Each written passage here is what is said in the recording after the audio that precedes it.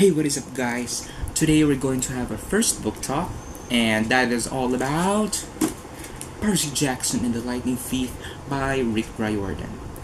Okay, so this story takes place with Percy Jackson, an ADHD kid, and is a 12-year-old, and he is now in grade 6.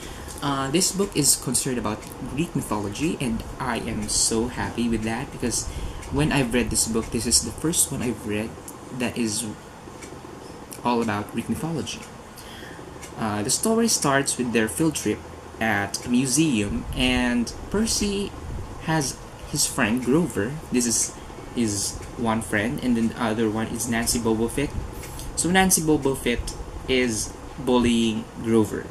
So Percy unexpectedly launches a water into Nancy, and Nancy is covered in water. Percy also has a teacher, since it is a field trip, that called him, and that teacher's name is Mrs. Dodds.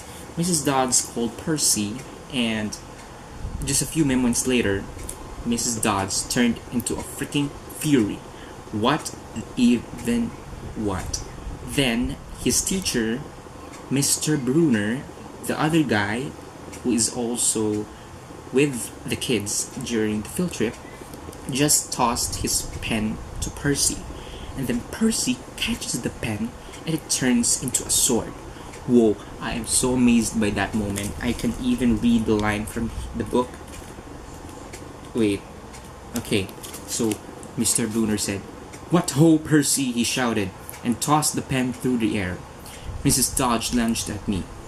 With a yelp, I dodged and felt talons slash the air next to my ear. I snatched the ballpoint pen out of the air, but when it hit my hand, it wasn't a pen anymore. It was a sword. When I read that freaking sentence, I got so amazed that I read the book. So Percy battles this teacher that became into a fury, then he defeated it. Then afterwards, he returned the pen back to Mr. Brunner.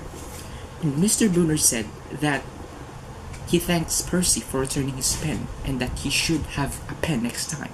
So Percy is just confused. What is happening here? Huh? Then he went to Grover and he tells him that where is Mrs. Dodds, and Grover tells them that there isn't a teacher named Mrs. Dodds in their year. So Percy is really confused with what is happening in this book. Then, on the way home, Percy sees 3 old women knitting. So they're called Fates by Grover. And Percy comes home to his mom, which is named Sally Jackson, and she tells Percy that they'll be having a vacation to Montauk. Percy's mom is... her husband died, and since her husband died, Percy now has a stepdad, and his stepdad is named Gabe Agliano. And Grover goes to Montauk, and Percy just finds out that he's a freaking satyr. What is a satyr? A satyr is a person with legs. So Grover goes to Montauk, where Percy and his mom are having a vacation, and tells Percy that he needs to go to Camp Half-Blood. Okay? Then Percy finds out that Grover isn't what he is. He is half human, half goat. He is a freaking satyr. Then, on the way to camp, they are being chased by a minotaur, and Sally couldn't enter the camp and dissolves into a golden shower because they are already in the borders of Camp Half-Blood. Next, Percy grabs the minotaur's horn and kills it and collapses after. Okay, so this is the part where I admired Percy because he just went for the freaking minotaur and he killed it. He wakes to Mr. Brunner and Mr. D. So actually, Mr. Brunner is also hiding a secret. He is half human, half goat eater. Percy wakes up to a girl named Annabeth, and he is led to the Hermes cabin with head counselor Luke Castellan. Earlier in this book, Percy gets pranked by Clarice LaRue, which is a girl from Aries cabin, and she plans to show Percy's head to a toilet, but that backfires because Percy has this some sort of power with water.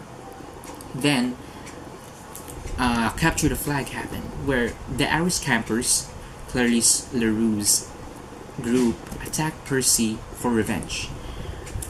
But Percy breaks Clarice's spear and defeats the campers, and he gets wounded, but here's the thing, he gets healed in the water. Okay, as the book goes on, Percy is claimed as the son of Poseidon. This is trouble. Zeus, Poseidon, and Hades agreed never to have sons. But Percy is a living fact that Poseidon broke the rule. Then, he is given a quest by Zeus to find his master bolt, which Hades had stolen.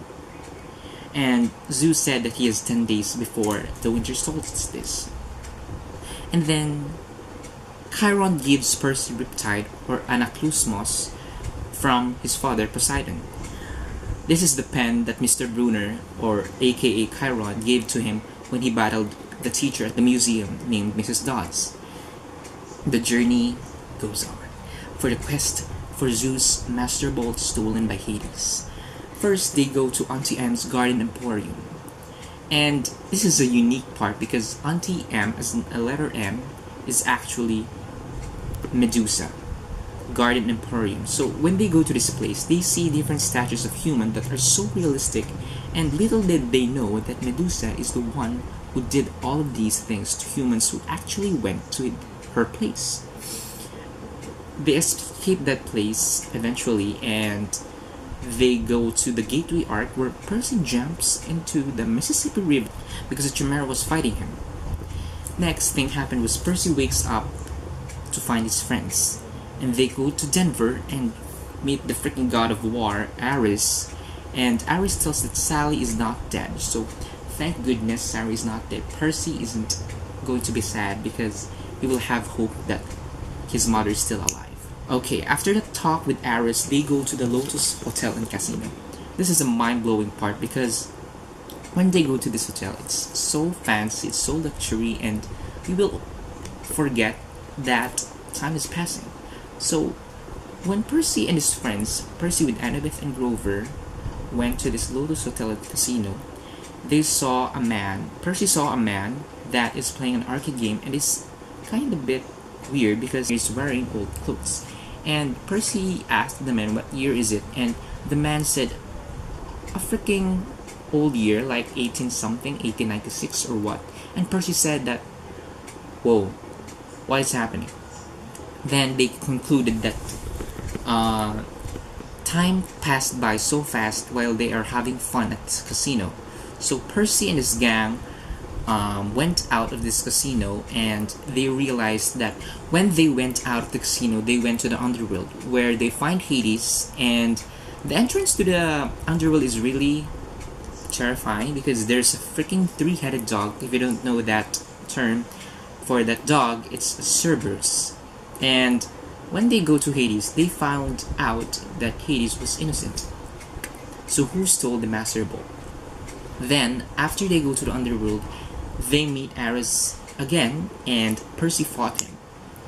Then, Percy returns the Master Bolt which he found with Ares at the Empire State Building. Then they found out that Luke is the real thief of the lightning bolt. And that is where the story ends. So what I liked about this book is that you get educated with Greek mythology, and at the same time you have fun with the adventures with these characters. The only thing that I didn't like about this book is that there are times when you can't feel the action going on with this book. So that is my review on Percy Jackson and the Lightning Thief by Riordan. I hope you like this video. Give us a thumbs up and comment down below. Thank you very much, and see you in the next video. Goodbye.